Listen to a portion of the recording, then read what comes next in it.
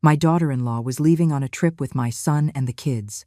Before she left, she told me in her usual tone, "We won't be needing you this time, Eleanor, but make sure you leave the house clean." Those words hung in the air like stale cigarette smoke. It wasn't what she said, but how she said it, with that crooked smile she used whenever she wanted to remind me of my place in my own home. I was in the kitchen, drying a plate that wasn't even mine. Chloe was carrying her designer suitcase, the one that cost over $1,000 from my savings, though she would never mention it. And my son Kevin was just scrolling on his phone, as if nothing was happening, as if he hadn't just heard his wife treat me like I was the hired help. "Did you hear me, Eleanor?" she said again, now using my name like it was a command. "The house clean, the floors, the bathrooms, and please, don't touch our things, in my house." But I didn't say anything, just nodded, like I had for 2 years. Because that's what mothers do, right? They keep quiet, they endure, they forgive, over and over again. Kevin finally looked up. "Mom, are you okay?" I wanted to scream at him. I wanted to ask him at what point I stopped being his mother and became just another piece of furniture in his marriage, but I only smiled. "Of course, honey. Have a great time." The kids hugged me before they left. Caleb, at 12 years old, squeezed me tight. "I'm going to miss you, Grandma." Lily, the youngest, kissed my cheek. "Why don't you come with us?" Chloe pulled Lily away by the arm. "Because your grandmother has things to do here. Let's go." The door shut with a solid thud. The silence that followed was so heavy I had to sit down. And then, in that moment, as I stared at the keys to my house on the table, keys they used as if they were their own, something inside me broke, but not like before. This time, it wasn't pain, it was clarity. I stood up. I walked to my bedroom. Well, what was left of it. It was the guest room now because they needed the master bedroom for their family.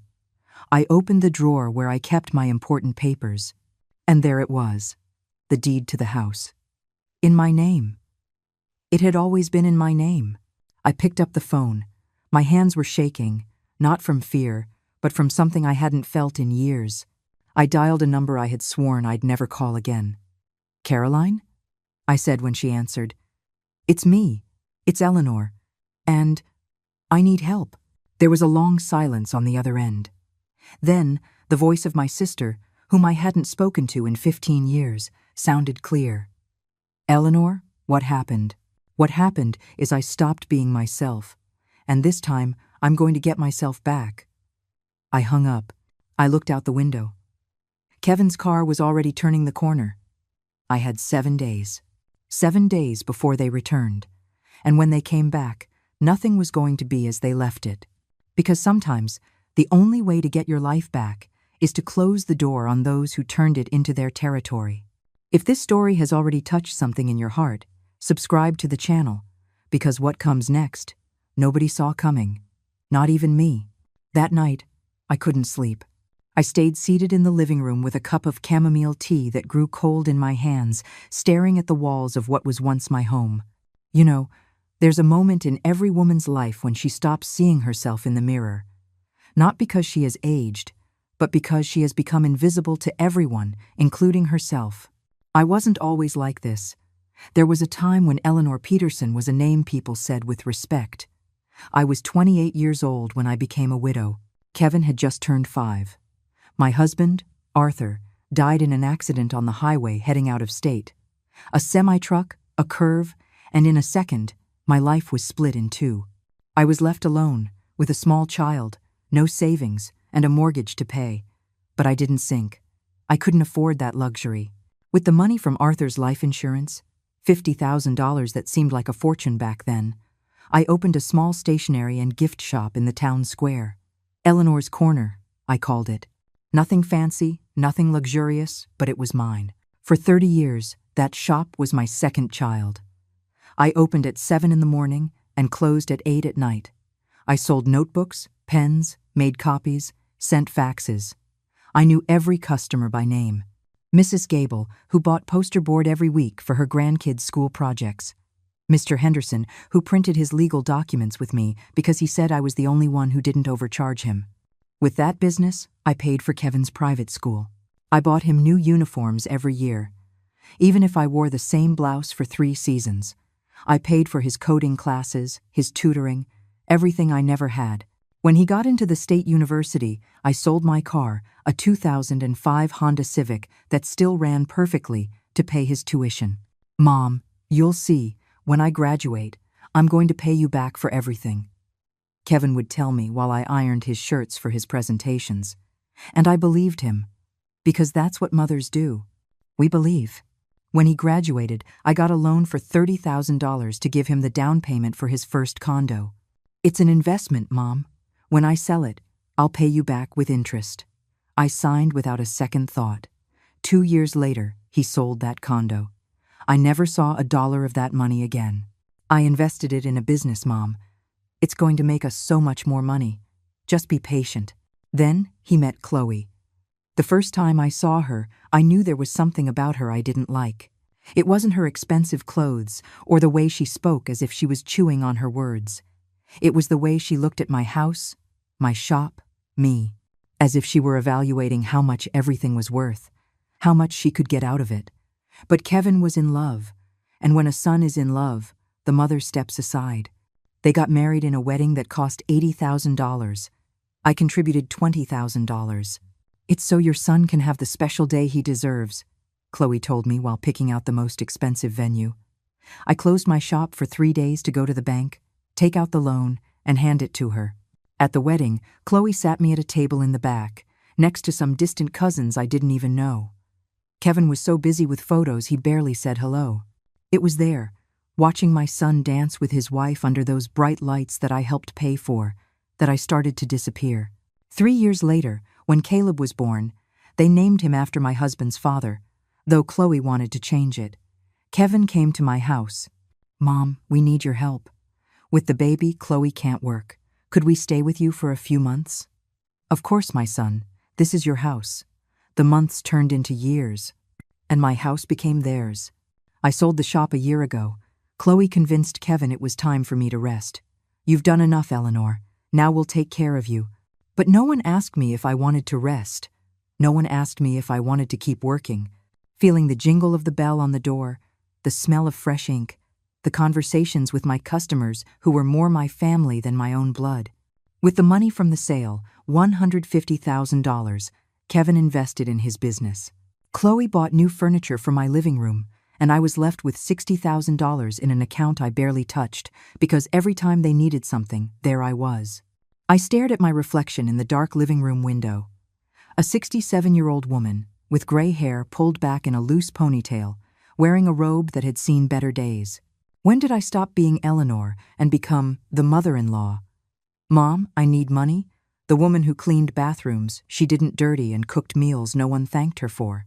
But that night, sitting in the darkness of my own home, something changed. I remembered the woman who opened a shop with a child in her arms and fear in her chest, but who did it anyway. The woman who never gave up, not when the bank denied her the first loan, not when customers were slow to come, not when the nights were so long they seemed endless. That woman was still there, buried, quiet, forgotten. But she was alive, and it was time for her to come back.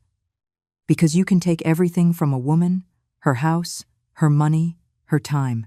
But there's one thing you can never steal from her, the moment she decides she's had enough.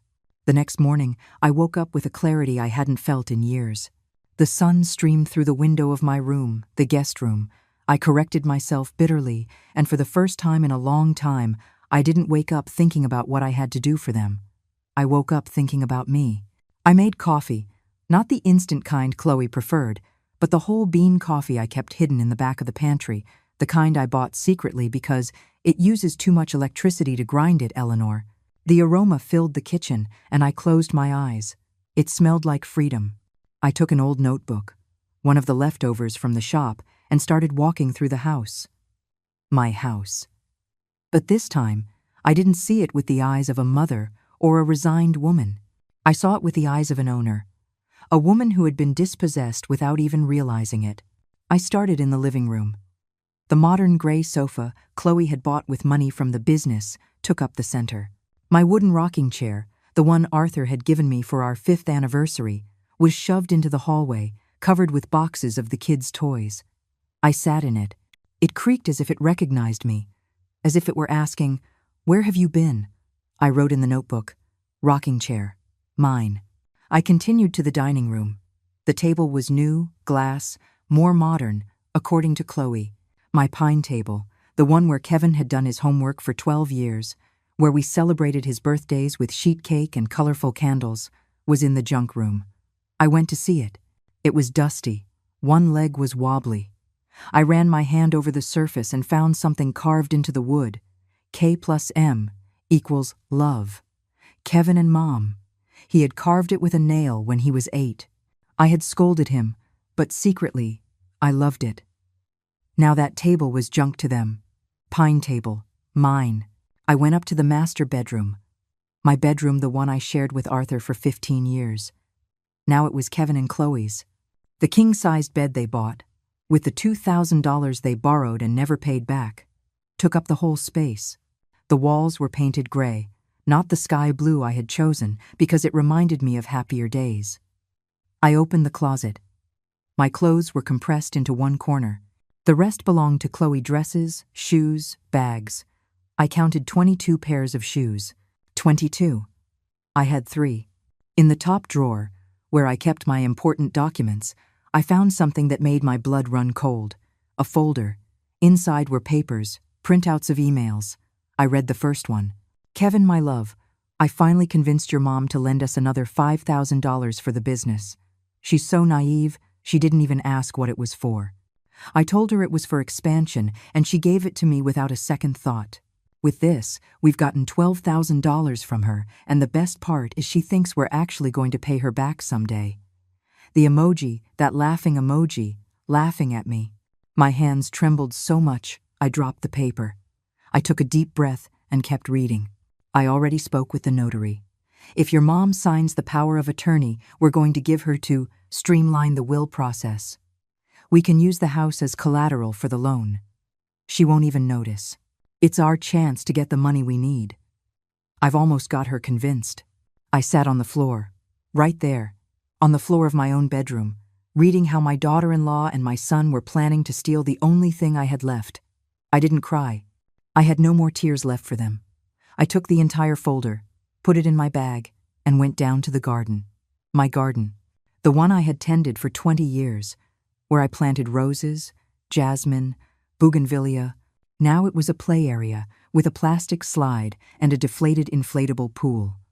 The pots were thrown next to the trash can. The roses were dead. I picked up a pot. The soil was still there. I squeezed a fistful of dirt between my fingers and felt it. It still had life. Garden. Mine. I went back to the kitchen. I opened the cabinets. The porcelain dishes my mother had given me, the only thing I had left of her, were pushed to the very back, replaced by modern dinnerware from IKEA. I took out one of my mother's plates. It had a crack. I remembered when it fell during an argument months ago, when Chloe yelled at me, "Why do you cook with so much salt, Eleanor? No one can eat this." That day, that plate cracked, and I said nothing. Now, I held it in my hands as if it were gold. Mom's plates. Mine. I spent 3 hours taking that inventory. 3 hours counting everything they had taken from me without asking. Not just things, memories, dignity, space. My list ended with 17 items. 17 things that were mine and had been relegated, hidden, forgotten. But there was something else on that list. Something I wrote at the very end, with a steady hand. Eleanor Peterson. Mine. I sat down again in the empty living room, with the folder of emails beside me and my inventory notebook on my lap. I picked up the phone. I dialed Caroline's number. This time, she answered on the first ring. "Caroline," I said, "I need you to come over. I have something to show you." "Eleanor, what happened?" "What happened is I found the truth, and now I'm going to get my life back. All of it." There was a pause. Then I heard her voice, clear and firm. "I'm on my way. Give me an hour." I hung up. I looked around. This house had been my prison, but prisons only work when you don't realize the key has been in your own pocket all along, and I had just found mine. Because sometimes, The first step to getting yourself back isn't confronting the one who took everything from you. It's taking an inventory of what you still have and realizing that's enough to start over. Caroline arrived exactly 53 minutes later. I watched her park from the window. She was driving a simple but well-kept white Toyota Camry. She got out with a leather briefcase under her arm and sunglasses she removed before ringing the doorbell. When I opened it, we just stared at each other in silence. 15 years. 15 years without seeing each other. And there was my younger sister, with shorter hair, a few gray strands she didn't bother to hide, and the same brown eyes that had looked at me since childhood. "Eleanor," she said simply. "Caroline." We didn't hug right away. There was too much broken time between us, too many words never spoken. "Come in," I said, stepping aside. She entered slowly, looking at every corner as if memorizing the house. She stopped in front of a photo on the wall. Kevin, as a boy, at his elementary school graduation. I was beside him, smiling, still in my uniform from the shop because I had come straight from work. "You look happy there," Caroline said softly. I was. We sat in the living room. I served her coffee. My hands still trembled a little, not from nerves, but from everything I was about to release. "Eleanor," Caroline began, setting her cup on the table. 15 years ago, you slammed the door in my face. You told me I only wanted your money, that I was jealous, that Kevin was right about me. Do you remember?" I closed my eyes. Of course I remembered. I remember. "Then tell me, what changed? Why are you calling me now?" I handed her the folder, the one I had found in my bedroom. Caroline opened it and began to read. I saw her jaw tighten with each page. When she finished, she closed the folder with a sharp thud. "Sons of..." She stopped herself. She took a deep breath. "Eleanor, this is attempted fraud. Did you sign that power of attorney they mention?" "No, they hadn't given it to me yet, but I was going to.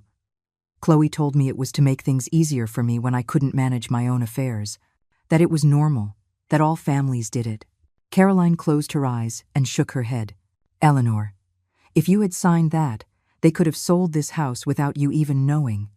Taken out mortgages, emptied your accounts, all legally because you would have given them the power to do it." The silence that followed was as heavy as a stone. "There's something else you need to know," Caroline said after a moment. Her voice sounded tired, as if she were carrying something she had held on to for a long time. 15 years ago, when you stopped talking to me, it wasn't because I wanted your money.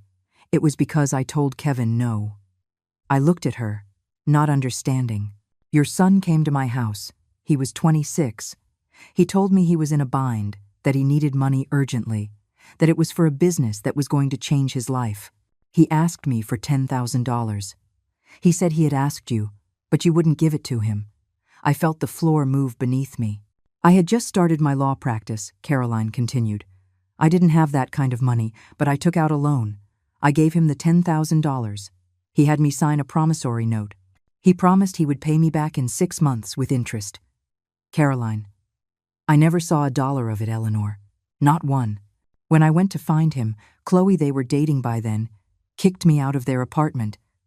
She told me I was a gold digger, that I was making things up to get money from them. And Kevin didn't say a word. He just watched me from behind her and let her insult me." Tears started rolling down my cheeks. "Why didn't you tell me?" "I tried. Don't you remember? I went to your house, to the shop. I said, 'Eleanor, we need to talk about Kevin.' And you screamed at me. You told me I was jealous of your son, that I had always been the envious one in the family, that I couldn't stand to see you happy. Kevin had filled your head with lies. He told you I was inventing fake debts to blackmail him. I covered my face with my hands. Oh my God. Caroline, I didn't know." I know. That's why I'm here." She leaned forward and took my hands in hers. "Eleanor, for 15 years I was angry with you, but I also missed you every single day. And when you called me yesterday, I knew you had finally opened your eyes. Forgive me," I whispered. "Please, forgive me. I forgave you a long time ago. What I didn't forgive was not fighting harder to make you see the truth. But now we can fix this." "How?" "Caroline, he's my son. I know, and I don't want you to lose your son. But I also can't stand by and watch them destroy you. She opened her briefcase and took out a tablet. I'm a lawyer specializing in family and estate law, and what I'm about to tell you isn't easy, but you need to hear it.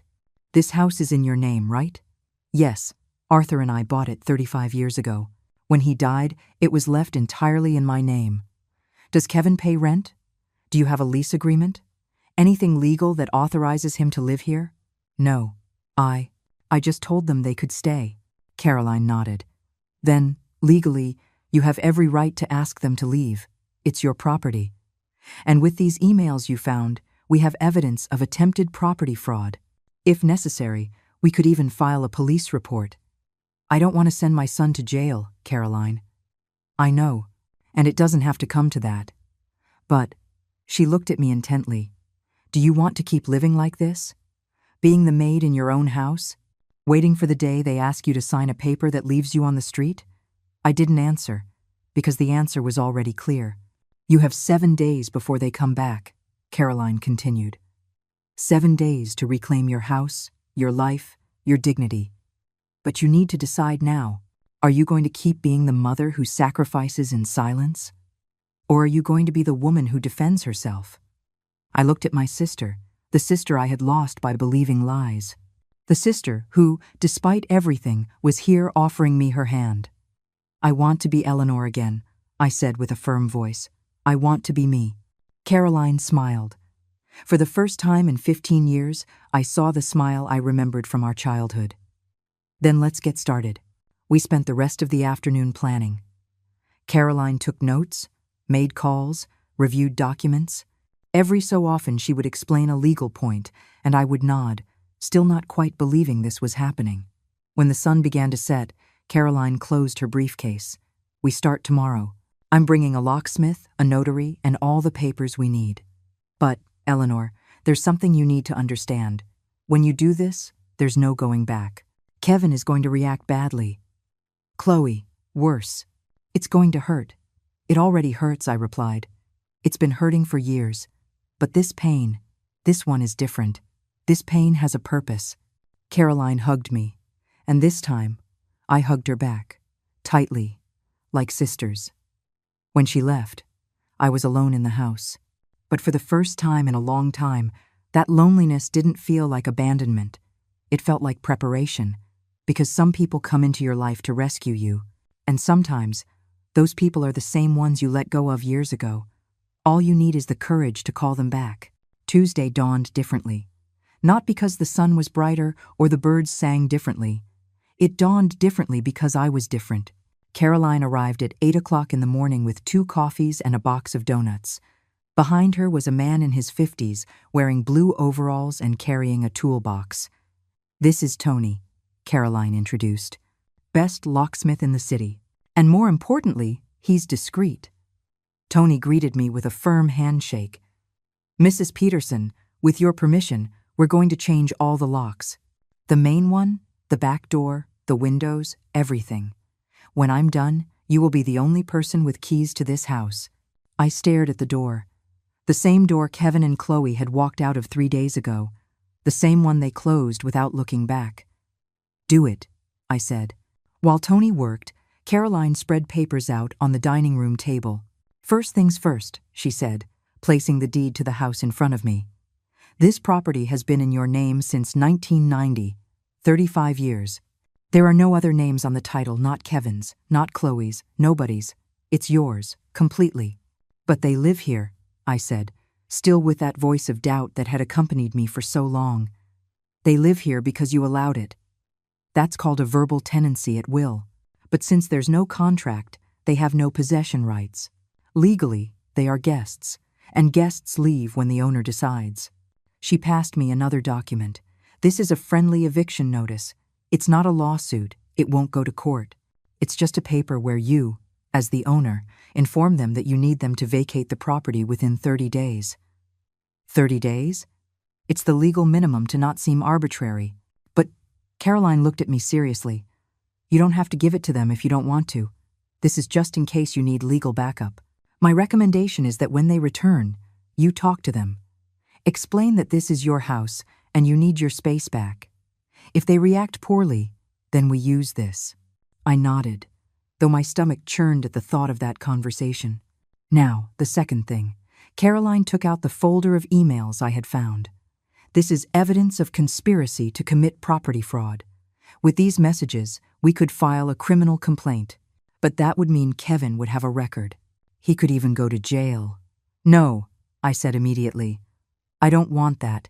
I know, but you need to keep this stored in a safe place. Because if they react violently, if they try to do anything against you, this is your protection. Understand?" "I understand."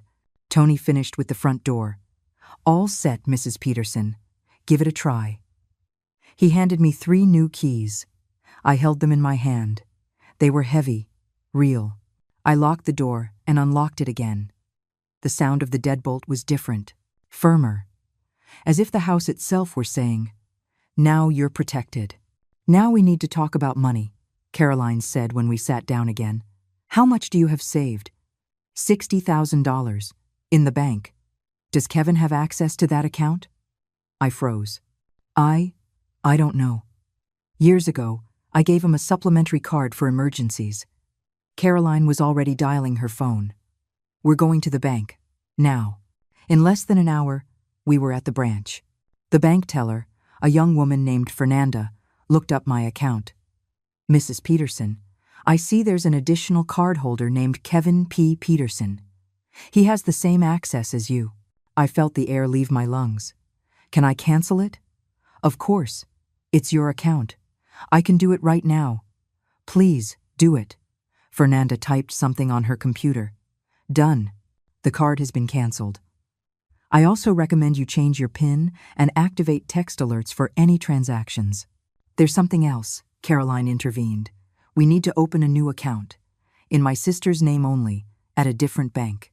2 hours later, my $60,000 were in a new account at a different bank with a card that only I knew about. "Now he can't touch you," Caroline said as we left the bank.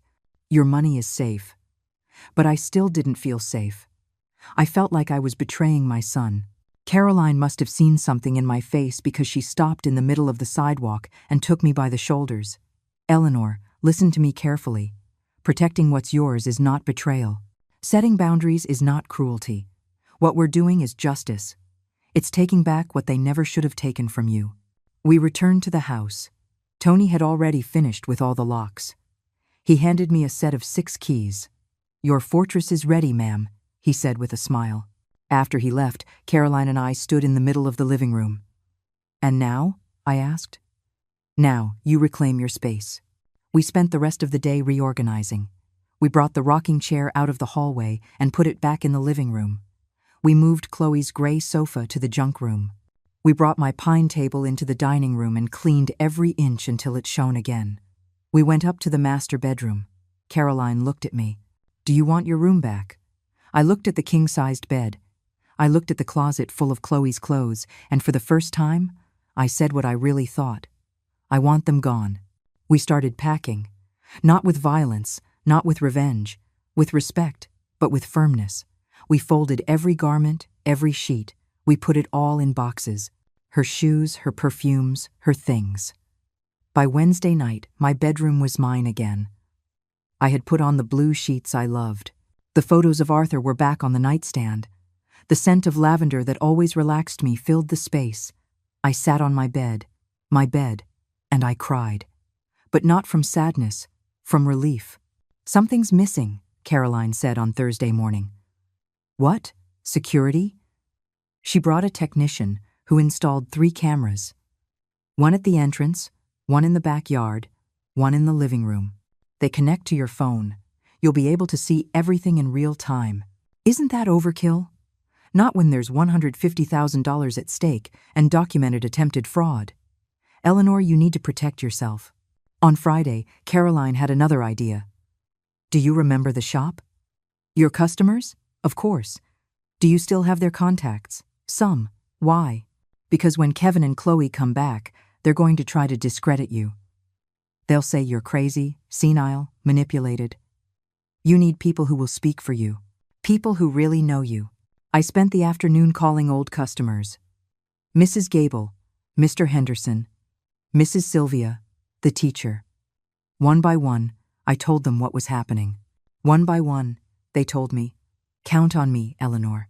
On Saturday, 6 days after they left, the house was unrecognizable. It was my house again.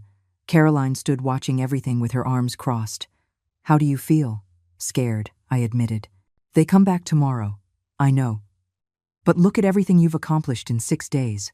You reclaimed your house, protected your money, changed the locks, installed cameras, gathered support.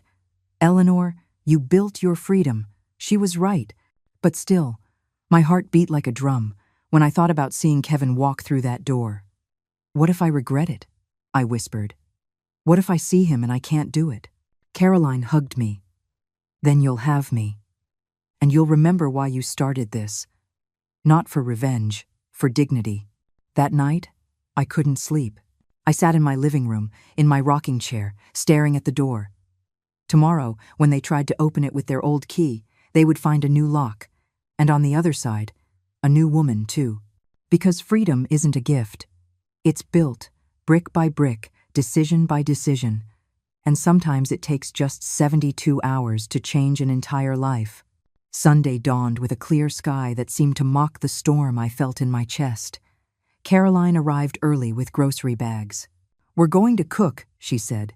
"You need to stay busy or you'll go crazy thinking." She was right. My hands were shaking as I peeled potatoes. Every time I heard a car pass on the street, my heart leaped. "What time did they say they were arriving?" Caroline asked. "Kevin sent me a text last night. We'll be there around 5, Mom. We're grabbing a bite on the way." I looked at the clock. It was 10 o'clock in the morning. 7 hours. The doorbell rang, and I nearly dropped the knife. "Relax," Caroline said. "It must be her." "Her?" Caroline smiled mysteriously and went to open the door. She returned with a young woman, about 23, with her hair in a ponytail and clear eyes that looked at me shyly. "Eleanor, this is Paloma," Caroline introduced. "Paloma, this is my sister." The girl extended her hand. "It's a pleasure to meet you, Mrs. Peterson." "Paloma?" I repeated, confused. Caroline poured us all coffee and we sat down. "Let me explain," my sister began. "Paloma is a nursing student at the university. She just moved here from out of state for her clinicals at the General Hospital. She needs a safe, clean place to live that's close to the hospital, and one that won't cost an arm and a leg because she's barely getting by on her scholarship." I looked at the girl. She had a kind face, the kind that still smiles even when life isn't easy. "I don't understand what this has to do with me," I said. "You have 3 bedrooms in this house," Caroline continued. "One is yours. The other was Kevin and Chloe's. And the third, the one that was the kids', is also vacant. What if you rented out a room?" I was speechless. "Rent?" "Caroline, I've never. Hear me out. First, it would give you a fixed monthly income.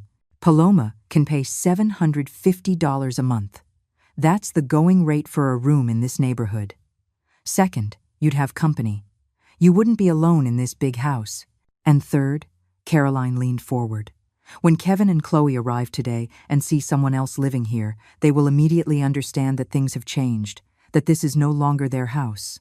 Paloma spoke for the first time, in a soft voice. "Mrs. Peterson, I don't want to cause any trouble, but I promise I'm very tidy and respectful. I study a lot, so I'm very quiet. And well, my mom had a stationery shop back home, Lupita's Corner, it was called. You met her many years ago, when you went to a conference there." I looked up, surprised. "Lupita Mendoza? Your mom is Lupita?" Paloma's eyes filled with tears. "She was. She passed away 2 years ago. Cancer. But she always talked about you. She said you gave her advice that saved her business when she was just starting out, that you were so generous with her." The memory came back like a wave. Lupita, a young, scared woman who sought me out at that stationer's conference back in 2005. I gave her my suppliers, my contacts, my tricks. I never asked for anything in return. "Your mother was a brave woman," I said, my voice breaking. "Like you," Paloma replied. "That's why when Caroline told me your story, I knew I wanted to help. Even if it's just with my presence, my rent, with whatever I can. I looked at Caroline, then at Paloma, and for the first time in days, I truly smiled. When can you move in? Paloma let out a sigh of relief. My things are in the car. It's just 2 suitcases. Then, welcome home. The next few hours were a whirlwind. Paloma brought in her things. We gave her the room that had been the kids'. We cleaned it together. We put on fresh sheets. We set up her desk by the window so she would have natural light for studying. It's perfect, she said, looking around with bright eyes. Thank you so much, Mrs. Peterson. Call me Eleanor. At 4 o'clock in the afternoon, the 3 of us were in the living room. Caroline was reviewing some papers. Paloma was studying anatomy on her laptop, and I was watching the clock every 30 seconds. 4:47 in the afternoon. My phone buzzed. A text from Kevin. We're almost there. About 15 minutes out. They're coming, I said, my voice trembling. Caroline closed her laptop. Ready? No. No one is ever ready for this. But you're going to do it anyway. Paloma looked at us. Should I go to my room? No, I answered firmly. I want you here. I want them to see I'm not alone anymore. 5:02 in the afternoon. I heard the car engine. My stomach twisted. I heard doors shutting, the excited voices of the children, footsteps approaching. And then, the unmistakable sound of a key trying to fit into a lock that no longer belonged to it. Silence. Another attempt. Chloe's annoyed voice. What the hell? Kevin, your key isn't working. Let me try mine. Nothing. The doorbell rang. Loud. Insistent. Caroline touched my hand. Breathe. You are the owner of this house. Remember that. I stood up. I walked to the door. Each step felt like walking towards a cliff. I opened it. There they were. Kevin in his polo shirt and sunglasses. Chloe in a white dress, hair pulled back, still wearing the wristband from the hotel resort. The kids carrying their superhero and princess backpacks. But they weren't looking at me. They were looking behind me. Kevin squinted. Mom? Who? I stepped aside. Caroline was sitting in my rocking chair with a cup of coffee in her hand and a polite smile. Paloma was on the sofa with her laptop and nursing textbooks spread out. Hello, Kevin, Caroline said calmly. It's been a while. Kevin turned pale. Chloe, on the other hand, turned red. What is she doing here? Chloe spat, pointing at Caroline as if she were a cockroach. Eleanor, what is going on? The children ran to me. Grandma. Caleb hugged me tight. Lily clung to my neck. Hello, my loves, I said, kissing them. I missed you so much. Why don't the keys work? Kevin asked, still frozen at the entrance. Because I changed the locks, I replied, in a voice I didn't recognize as my own. Firm, clear, unapologetic.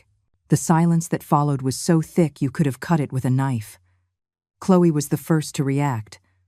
What do you mean you changed the locks? This is our house. No, I said, and that simple 2-letter word came out with a force I didn't know I had. This is my house. Kevin finally reacted. He walked in without asking, looking around as if he didn't recognize the place. And he was right. The gray sofa was gone. Their things weren't scattered everywhere. The house smelled of lavender and coffee, not his expensive cologne and Chloe's cloying perfume. Mom, what did you do? His voice was a mix of confusion and fury. Where are our things? Packed. In boxes. In the bedroom you were using. What? Chloe ran up the stairs. We heard her opening doors, shouting. She came down in a rage. Who do you think you are? Those are my things, my clothes, my shoes. And they're intact, packed with respect, ready for you to take them. Take them? Kevin looked at me as if I'd gone insane. Mom, we live here. What are you talking about? Caroline stood up, walking toward us with a folder in her hand. Kevin, perhaps I should explain, my sister said in a professional tone. This house is deeded in your mother's name, and her name only. You have been living here under a verbal tenancy at will, without a contract, without paying rent, without contributing to expenses. Legally, you are guests, and your mother has decided she needs her space back. You, Kevin pointed a trembling finger at Caroline. You manipulated her. You've always wanted to drive a wedge between us. No one manipulated anyone, I intervened. Kevin, open your eyes. For 2 years, you treated me like I was your employee, like this house was yours, like I didn't matter. We gave you a roof over your head. We took care of you, Chloe shouted. The bitter laugh that escaped my throat surprised even me. You gave me a roof? Chloe, this is my roof. And the only thing you've done is take everything from me under it. Paloma stood up, nervously gathering her things. Excuse me, I think it's better if I… No, I said. Paloma, stay. They need to know I'm not alone anymore. Kevin looked at her. And who are you? I'm Paloma. I rent a room here. Chloe let out a hysterical laugh. You rent? Did my mother-in-law open a hotel now? Your mother-in-law took back her house, Caroline corrected, and she has every right to do whatever she wants with it. This isn't over, Kevin threatened. Mom, you're going to regret this. I walked closer to my son. I looked him in the eyes I'd known since he was born, that I'd watched grow, shine, dream. Kevin. I found the emails. He froze. The messages between you and Chloe. Where you laugh at me. Where you plan to use my house as collateral for your debts. Where you call me naive. His face fell. Mom, You have until 6 o'clock tomorrow evening to get your things. If you need more time, we can talk. But you are not living here anymore. Not like this. Chloe opened her mouth to scream something else, but Kevin grabbed her arm. Let's go. What do you mean, let's go? We have nowhere to go. We'll find something. Let's go. The kids were looking at me with tears in their eyes. Grandma, don't you love us anymore? I knelt in front of them. I love you with all my heart. None of this is your fault. And I'm still going to see you. I promise. Caleb hugged me tight. Lily was sobbing. Chloe ripped them from my arms. Let's go, kids.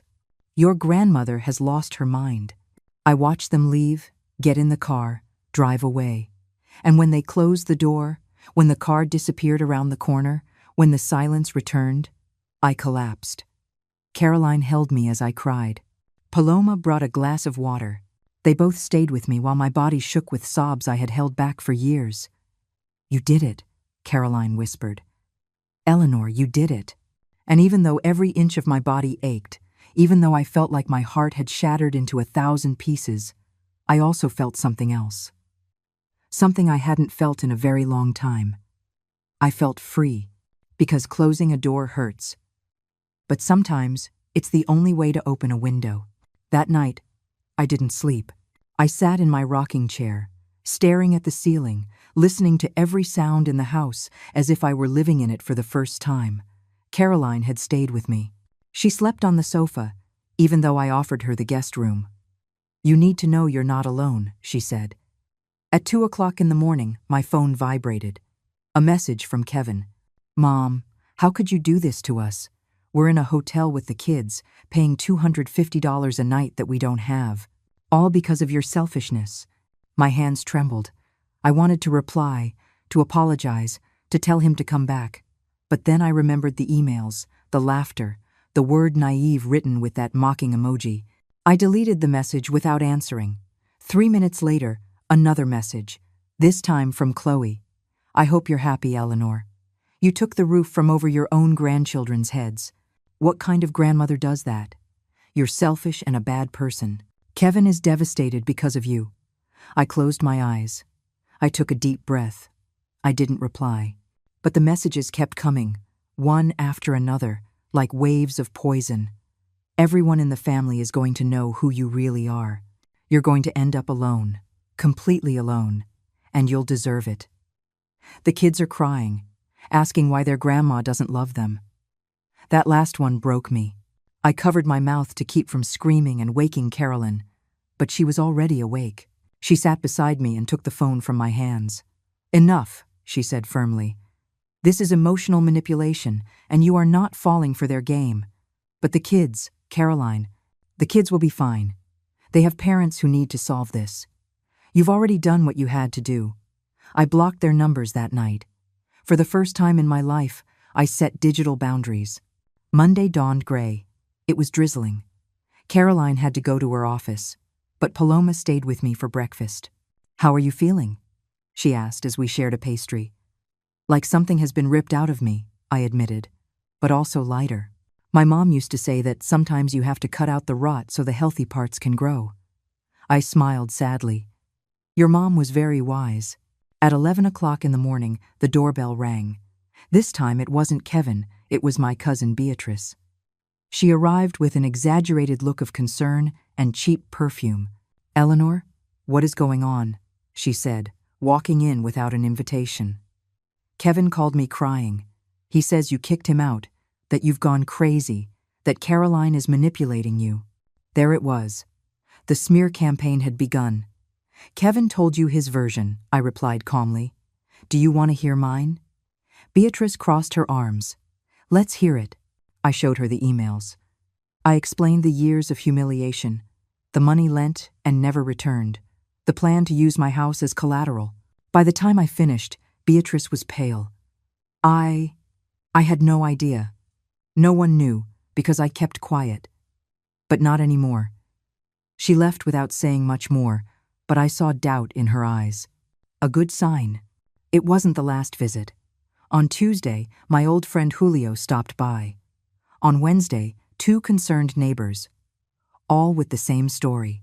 Kevin calling them, crying, saying I was senile, manipulated, out of my mind.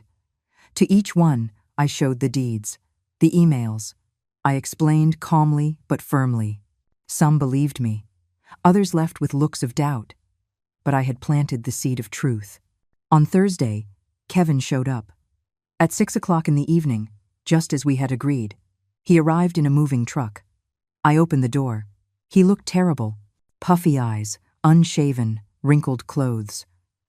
"Mom," he said, his voice cracking. "Kevin, are you really going to do this?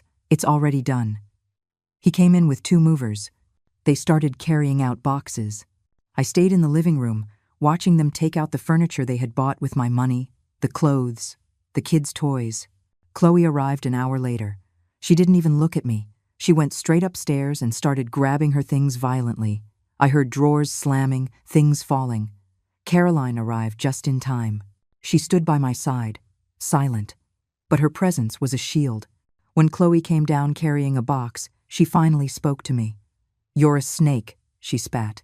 "A bitter old snake who can't stand to see her son happy." I took a deep breath. I wasn't going to take the bait. If that makes you feel better, you can think that. It's not what I think. It's what you are. And when you're all alone, rotting in this house with no one to take care of you, you're going to regret this. Because we were your family. And you lost us because of your pride. "No," I said with a firm voice. "I lost you because you never saw me as family, only as a resource." Chloe wanted to reply, but Kevin pulled her arm. "That's enough, Chloe. Let's go." As the movers loaded the last box, Kevin approached me. "Mom, I know I made mistakes." His voice broke. "But you're my mother. Is there really no way to fix this?" For a moment, I saw the boy he once was. The son I raised. The one whose tears I dried when he was scared at night. But he wasn't that boy anymore. He was a man who had used me, lied to me, and planned to strip me of everything. "There is a way," I said. "It's called consequences. And it's time for you to face them." His eyes hardened. "So this is goodbye." "No, it's a see you later, when you're ready to talk for real. Without Chloe feeding you lies, without manipulative games. I'll be here." Kevin shook his head. "You're a stranger." "No, Kevin. You turned your mother into a stranger. I just stopped allowing it." He left without looking back. The truck started. I watched the taillights disappear down the street. Caroline closed the door. The silence that remained was different from before. It wasn't loneliness. It was peace.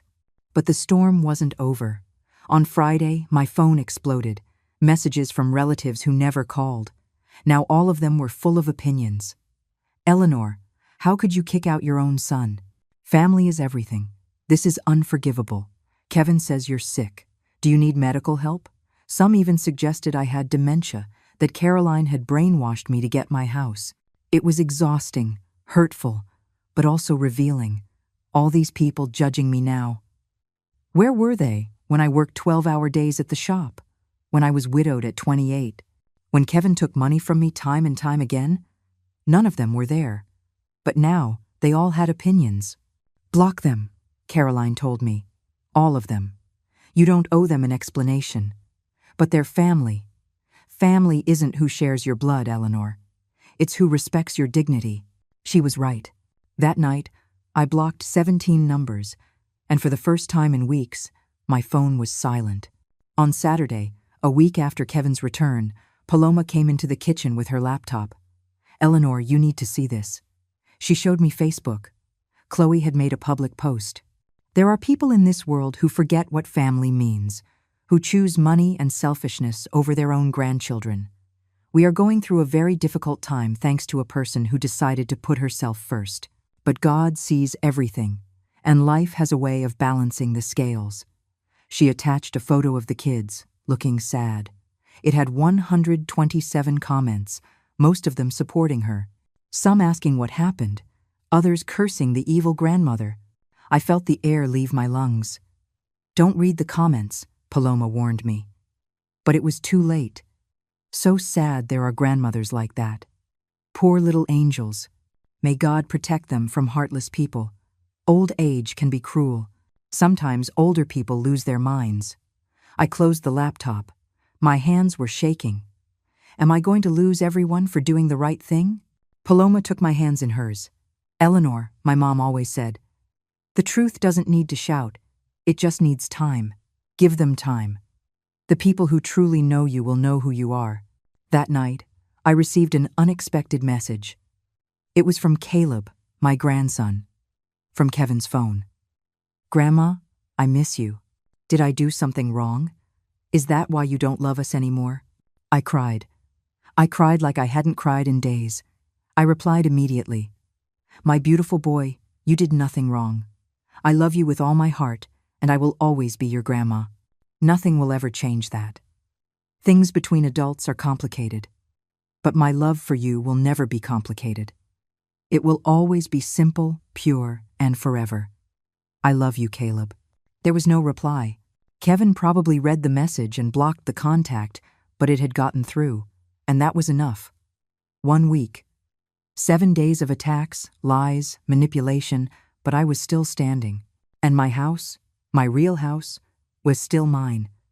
Because when you decide to take back your life, not everyone will understand. Some will attack you, others will judge you, but the ones who matter, the ones who truly love you, will stay. And discovering who they are is the most painful and necessary gift life can give you. 2 weeks after Kevin left, the storm still hadn't subsided, but it had changed shape. It was no longer shouts and slammed doors. Now it was something quieter, more venomous. It was the silence of those who stopped calling, the averted gazes of neighbors when I went to the store, the WhatsApp messages left unread by cousins who used to share jokes with me. On Wednesday, I went to the farmer's market. Mrs. Miller, the woman at the vegetable stand who had known me for 20 years, barely greeted me. "Good morning, Mrs. Miller." "Morning," she replied curtly, without looking me in the eye. I bought tomatoes, onions, peppers. As I went to pay, I heard her low voice talking to the woman next to her. "That's the one who kicked out her son and grandkids. They say she's lost her mind." I felt a bucket of ice water being poured over me. I paid in silence and left. By the time I got home, tears were already rolling down my cheeks. Paloma was studying in the living room. When she saw me, she closed her book. "What happened?" I told her. She shook her head. "People talk without knowing. But they talk. What if they're right, Paloma? What if I'm the one who's wrong? Did you take back what was yours?" "Yes." "Did you set fair boundaries?" "Yes." "Did you hurt anyone without reason?" "No." "Then you're not wrong. You're being slandered, which is different. But the words, though true, didn't take away the pain." On Thursday, I received a call from my old friend Estella's home number. I hadn't seen her since Christmas, but we had been friends for 30 years. "Hello? Eleanor, it's me." Her voice sounded distant, cold. "Estella, how nice to hear from you. I'm not calling to catch up. I'm calling because Kevin came to my house yesterday, crying, telling me everything you did to him. My stomach twisted. Estella, if you'll just let me explain. I don't need you to explain anything. I've known that boy since he was a baby. I know what kind of son he is. And frankly, Eleanor, I'm disappointed in you. A mother doesn't do what you did. A mother also doesn't deserve. Don't interrupt me. I called to tell you not to count on me for anything. I don't want to know someone capable of doing that to their own flesh and blood. She hung up. I stood there, phone in hand, trembling. Caroline arrived that afternoon and found me sitting in the rocking chair, staring at the wall. What happened? I told her about Estella, about Mrs. Miller, about all the small stabs that felt worse than a direct blow. Caroline sighed. Kevin and Chloe are doing exactly what I expected. A systematic smear campaign. They're going person by person, crying, playing the victim. And what do? Nothing. I looked at her, confused. The truth doesn't need an active defense, Eleanor. It just needs time. Eventually, people will see who Kevin really is. But you have to be patient. I don't know if I can. I couldn't eat dinner that night. I went to bed early, but sleep wouldn't come. At 11:30, my phone vibrated. An unknown number. I hesitated, but answered. Hello? Silence. Then, Chloe's voice. Cold as ice. I hope you're happy, Eleanor. You destroyed this family. Chloe, how did you get this number? It doesn't matter how. What matters is that you know the kids are not okay. Caleb won't eat. Lily cries every night asking for you. Is that what you wanted? My heart clenched. Chloe, I never wanted. Yes, you did. You wanted to punish us for not being your little lapdogs. Well, congratulations, you succeeded.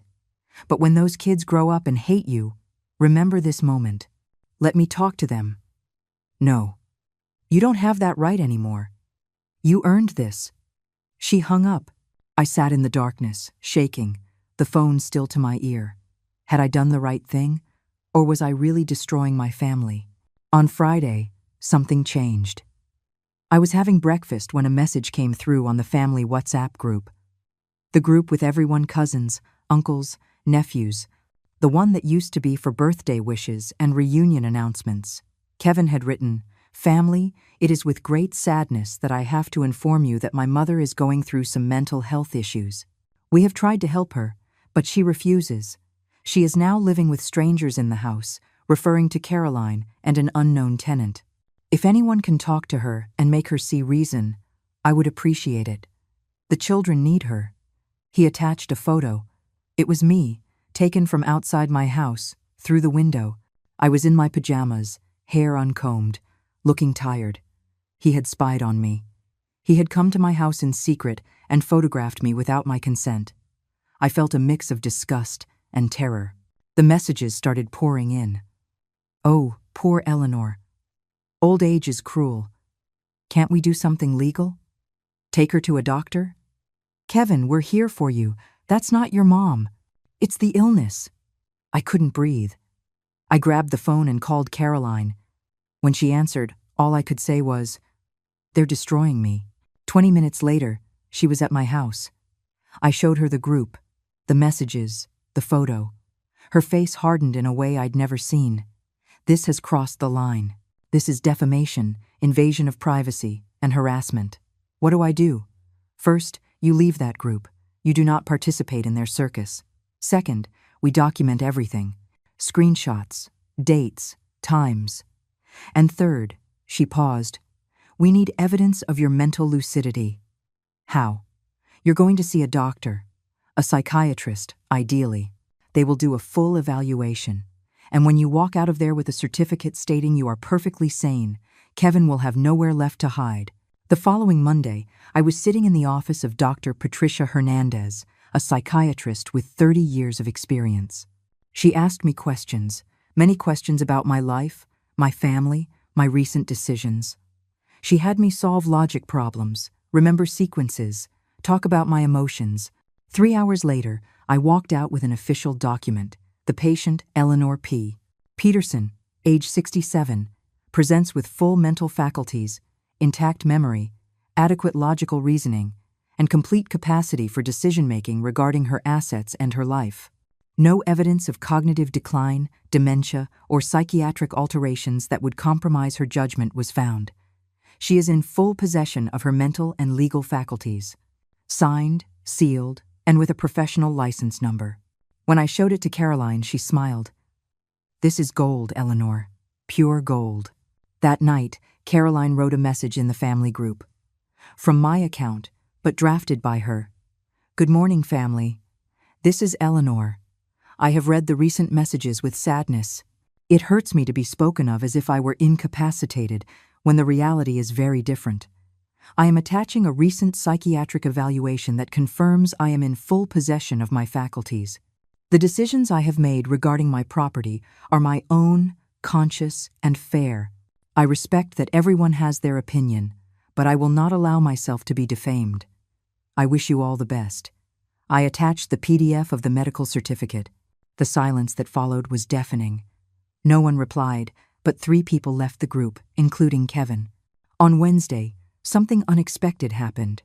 I was watering the garden when a car pulled up in front of my house. 2 figures got out. It was Caleb and Lily, alone. I ran to them. "Kids, what are you doing here? Where are your parents?" Caleb, at 12, looked older than I remembered. More serious. "We ran away, Grandma." "How?" "Dad and Mom went to run an errand. They left Lily with the neighbor and me at home alone because I'm old enough. I went and got Lily and we took an Uber. I had $30 saved up from my birthday." Lily hugged my legs, crying, "Grandma, I miss you. Why don't you visit us anymore?" I knelt in front of them, tears rolling down my face. "My loves, I've missed you every second of every day." "Mommy says you hate us," Lily said with a trembling voice. "She says we're not your family anymore.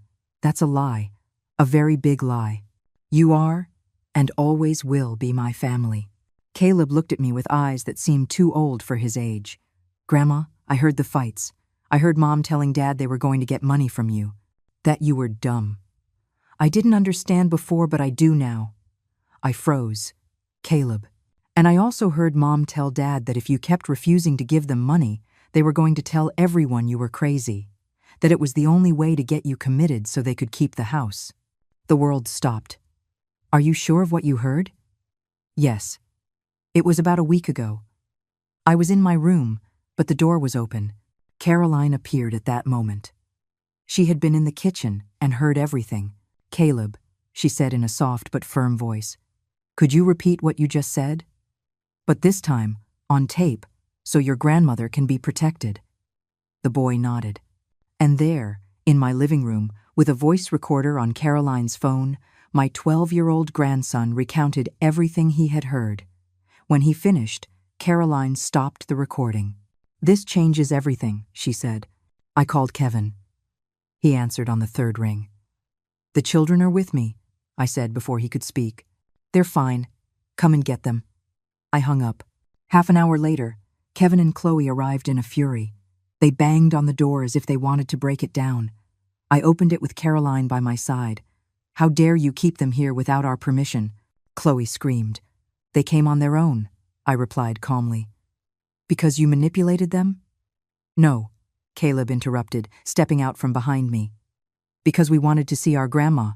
Because you were lying to us." Kevin turned pale. "Caleb, be quiet. You don't know what you're talking about." "Yes, I do. I know everything." The boy stood firmly in front of his father, and with a bravery that broke my heart, he said, "I know you wanted to take Grandma's house. That you said she was crazy when she isn't. And that's wrong, Dad. Very wrong." The silence that followed was so heavy it hurt. Chloe grabbed the kids by the arm. "We're leaving. Now." But before they left, Kevin looked at me. And for the first time in weeks, I saw something in his eyes that wasn't anger. It was shame. When they were gone, I collapsed onto the sofa. "See," Caroline said, sitting beside me. "The truth always finds a way out. Always." And she was right.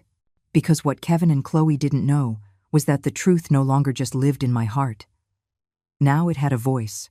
It had witnesses. It had proof. And that truth, sooner or later, was going to collect its price. Because you can lie to half the world. But you can never lie to a child who heard you when you thought no one was listening. The days after the children's visit were strange. As if the universe had hit the pause button, Kevin didn't call again. Chloe stopped sending venomous texts. The family group chat remained deathly silent. But I knew it was the calm before the final storm. Caroline spent more time at my house, working from her laptop at the dining table. Paloma studied for her final exams. And I tried to get back into a routine that seemed to have been lost years ago. On Tuesday morning, as I was making coffee, Caroline came into the kitchen with a thick folder. "Eleanor, you need to see this." I sat down. She spread out documents like a scene from a legal drama.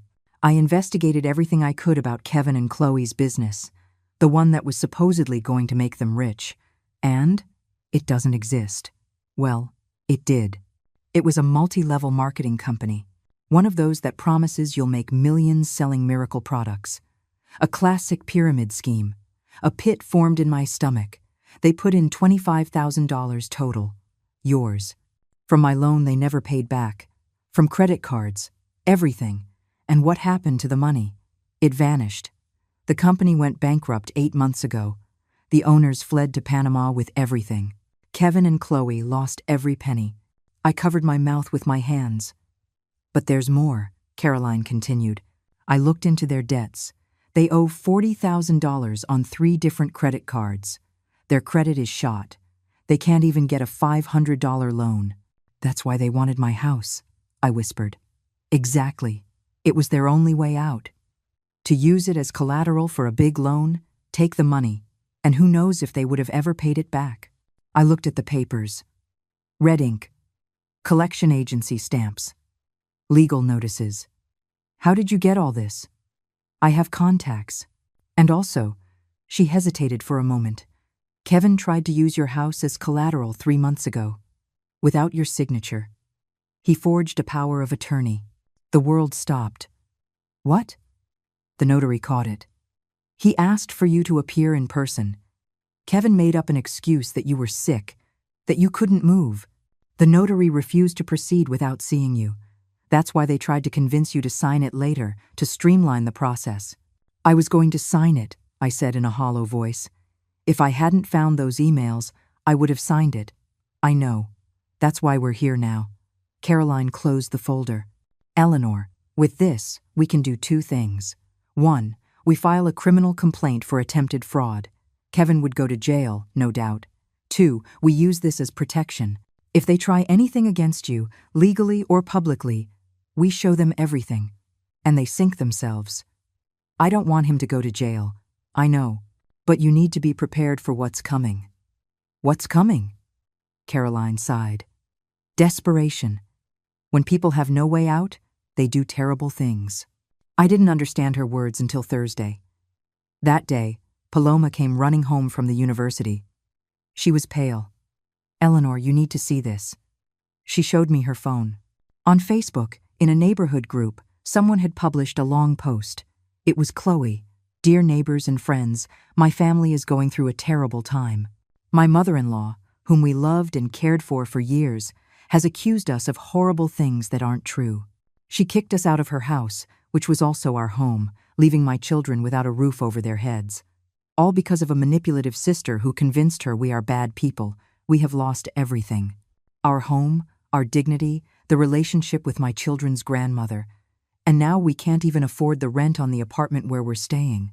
If anyone can help us with anything, food, clothes for the kids, work, we would be infinitely grateful. God bless you." She attached photos of the children. In old clothes, in a small, dark apartment, with sad faces. The post had 89 comments and 134 shares. How awful. Sometimes elderly people lose their empathy. "I can donate clothes. Send me a message. Poor kids. They don't deserve this. Does anyone have this lady's contact info? Someone needs to talk to her." I felt like I was suffocating. "They're running a public pity campaign," Caroline said when I showed her. "Worse, they're indirectly asking for money. This is emotional manipulation at its finest. What do I do? Do I respond? Do I set the record straight? No. Because if you respond, you look desperate. If you clarify, you look cruel. It's a trap. So, nothing? No. Something better, Caroline smiled. The truth. But not from your mouth. From other voices.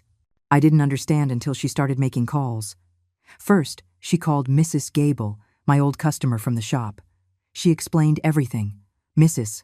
Gable, without my knowing, wrote a comment on Chloe's post. I have known Eleanor Peterson for 25 years. She is the most hardworking, honest, and generous woman I have ever met. If she made that decision, it was because she had very valid reasons. Don't be fooled by a single version of the story. Then Mr. Henderson.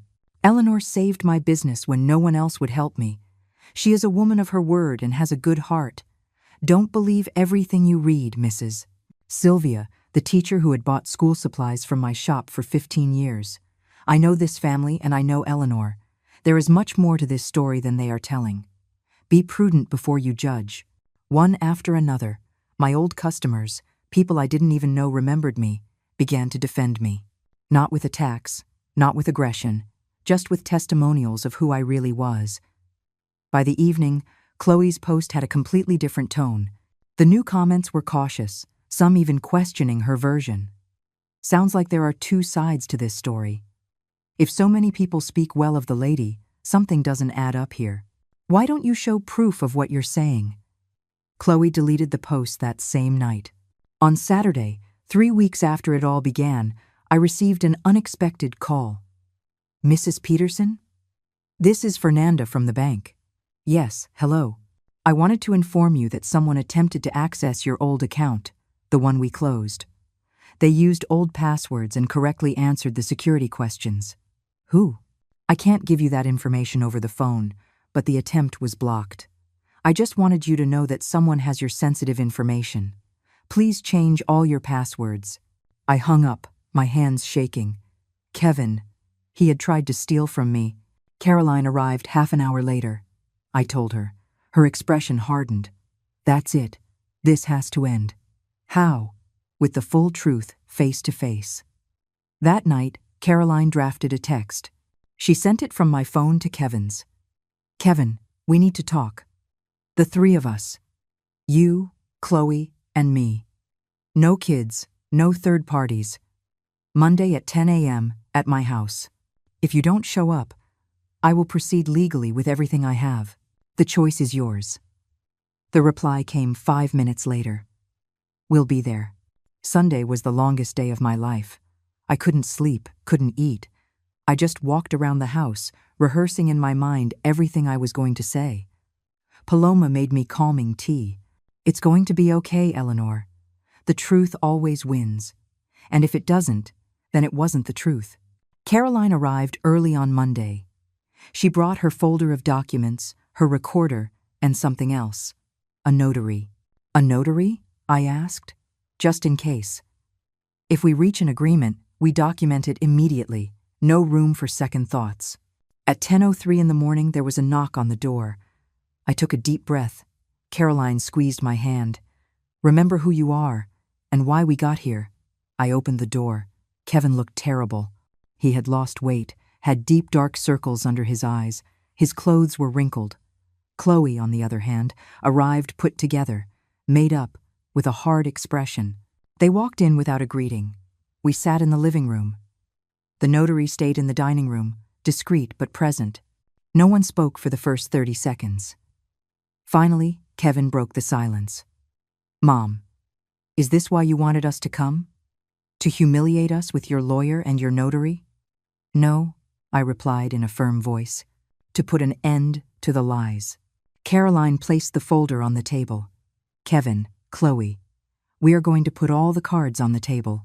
And at the end of this conversation, you will decide if we want to resolve this as a family or in a courtroom.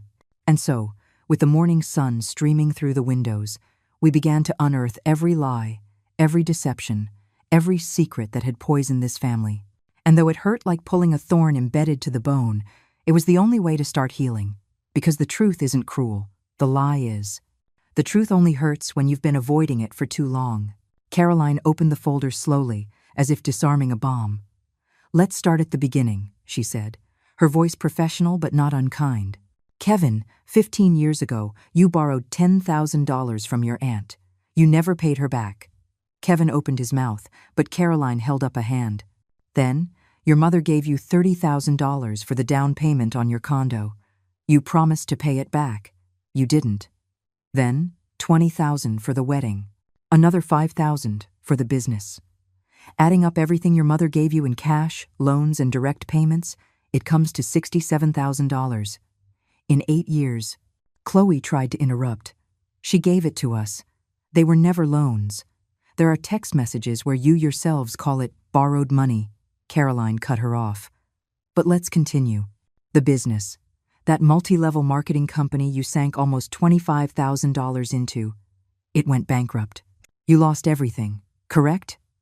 Kevin nodded, staring at the floor. Now you owe $40,000 on credit cards. You can't get any credit. And 3 months ago, you tried to use this house as collateral for a loan. Without Eleanor's signature, with a forged power of attorney, Kevin turned pale. I was going to ask for her permission. Liar, Caroline snapped. The notary has a record of you saying she was sick, that she couldn't come in. That's fraud, Kevin. That's jail time. We weren't going to do it, Chloe shouted. We were just exploring options. With forged documents, I said, finding my voice, with my forged signature. You looked me in the eye for months knowing you were planning to steal from me, and you laughed at me. I showed them the printed emails, the same ones I had found weeks ago. Kevin read them. I saw his face change, first confusion, then horror. Chloe, you wrote this. It was a joke, she said, her voice trembling. A joke? My voice broke. Calling me naive is a joke? Planning to steal my house is a joke? We weren't going to steal it. We just needed a big loan to get out of this hole, with my house as collateral, without asking me. And if you couldn't pay, I would lose my home. The silence that followed was so thick it hurt to breathe. Caroline continued, relentless. Then came the smear campaign, telling the whole family Eleanor is senile. The photo taken without permission, the Facebook post begging for pity and money, and the attempt to access her bank account last Friday. Kevin looked up sharply. What? I didn't. Chloe looked away. It was you, Kevin said to his wife in a voice I had never heard from him. Cold. Broken. We needed the money. We're about to be evicted from the apartment, and for that, you were going to steal from my mother? Your mother has money, and we have nothing, because we lost it all on your stupid ideas. Kevin stood up, trembling. The multi-level marketing business was your idea. We're going to be rich, you said. We just need an initial investment. I believed you. And now we're ruined because of you. Don't put all the blame on me. You wanted the easy money too. But I didn't want to steal from my mother. That was your idea, wasn't it? Chloe fell silent, looking at him with eyes full of rage. And in that moment, I saw something I never thought I would see. Kevin choosing. He turned to me. There were tears in his eyes. Mom, I'm so sorry. Kevin, no, let me say it, please. He knelt in front of me, literally got on his knees. I have been the worst son in the world. I used you. I lied to you. I stole from you. I let her treat you like dirt. And it was all because it was easier than facing my own failures. Tears streamed down his face. I'm ashamed of myself, of what I did to you, of what I allowed. And if you never forgive me, I understand. But I need you to know that I love you, and that I finally understand everything you sacrificed for me. And I wasted it. All of it. Chloe stood up.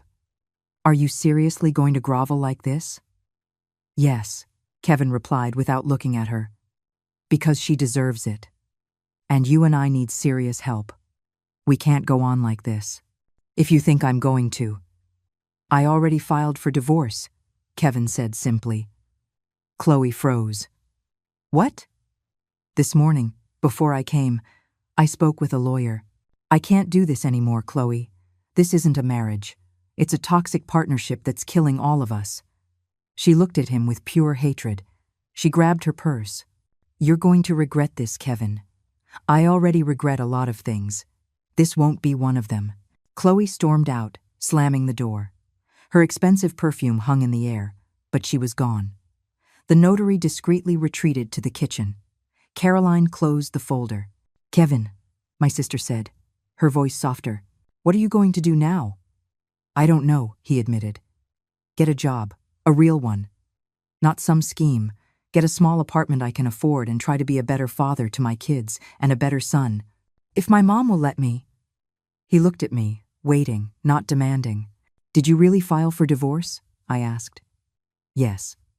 I've known for 2 weeks I should have, but I was scared. Not today." I stood up.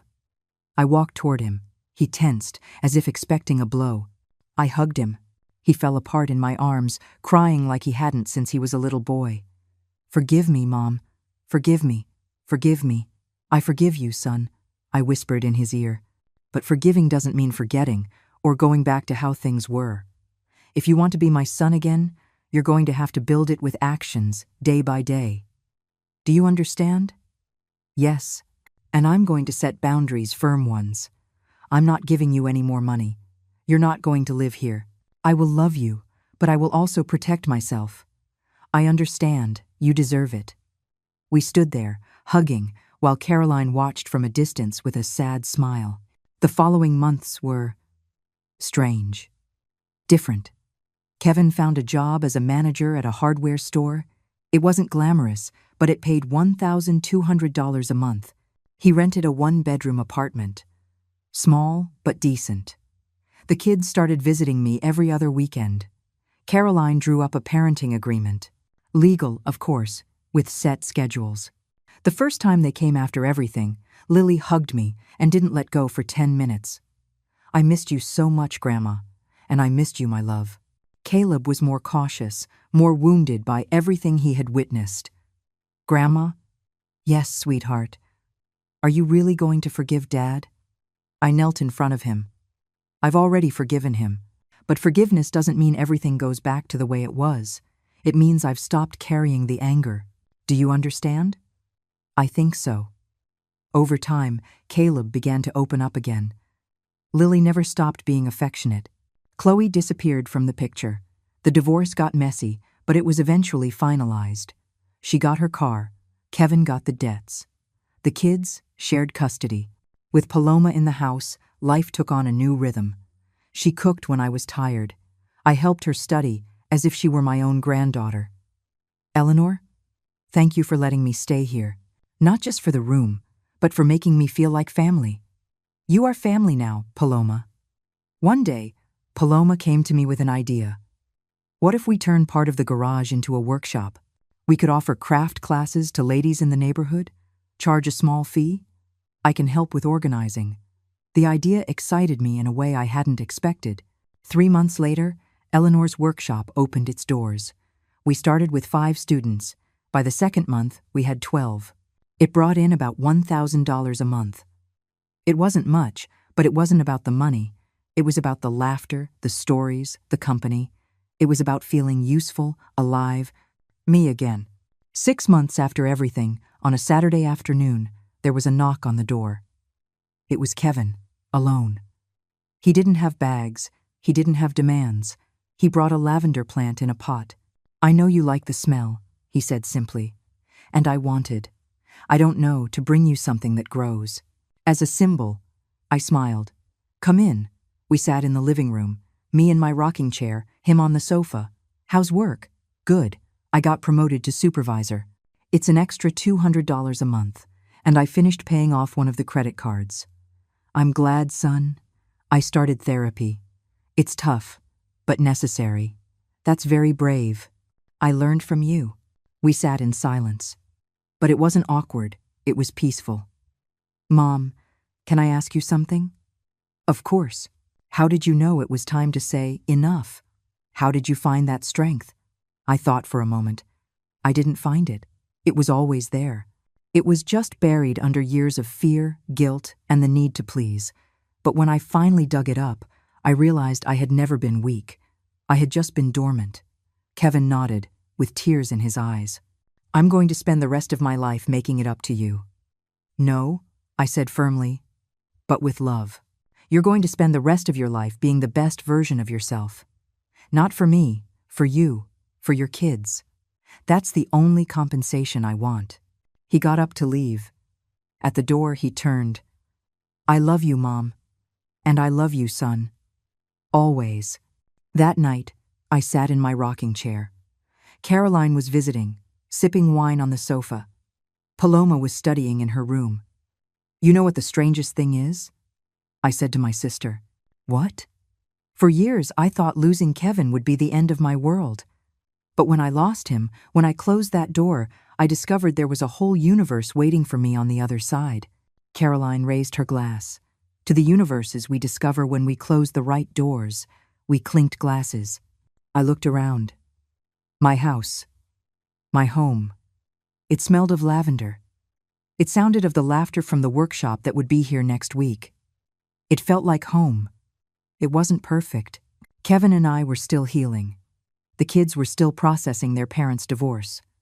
Chloe still posted nasty things about me on Facebook, though no one paid attention anymore. But I was at peace, because I had done the hardest thing a mother can do. I chose myself without stopping loving my son, and it turned out both things could exist at the same time. Epilogue. 1 year later, the workshop was full. 15 women, of all ages, embroidering, laughing, sharing coffee and cake. Kevin arrived with the kids. They came every weekend now. "Grandma, look what I made," Lily said, showing me a drawing of a house with flowers. "It's beautiful, my love. It's your house, with your garden, because it's the prettiest house in the world." Caleb sat beside me. He was 13 now, in the thick of his teenage years. "Grandma, my teacher assigned us a project to interview someone important to us. Can I interview you?" "Me?" "Yeah, because I want to write about the bravest person I know." My eyes filled with tears. It would be an honor. That night, after everyone had gone, I went out to the garden. The roses I had replanted were in full bloom. The bougainvillea climbed the wall. The lavender scented the air. I sat on the bench Caroline had given me. It had a small plaque that read, "For Eleanor, who reclaimed her garden and her life." I looked up at the stars, and for the first time in decades, I didn't think about what I had lost. I thought about everything I had gained. My dignity, my peace, my home, my relationship with Caroline, a new friend in Paloma, a workshop full of women who called me their teacher, a healthier relationship with my son, the pure love of my grandchildren. And most of all, I had won myself back. I closed my eyes and breathed deeply. The air smelled of damp earth and flowers. And I smiled, because true wealth isn't in what you own, but in what you refuse to let anyone take from you. And I had reclaimed the most valuable thing of all, my right to live in peace, in my own home, being simply me. Sometimes, the happy ending isn't getting back what you had. It's discovering you deserved something much better. If this story touched something in your heart, leave me a comment telling us where you're watching from and what part resonated with you the most. Give it a like if you believe there are stories that need to be told. And subscribe to the channel to continue sharing stories of life, dignity, and second chances. Because we all deserve to know that it's never too late to reclaim our home. And when I say home, I'm not just talking about walls. I'm talking about that inner peace that no one should ever be able to steal from you. See you in the next story. Take good care. And remember, you deserve to bloom too.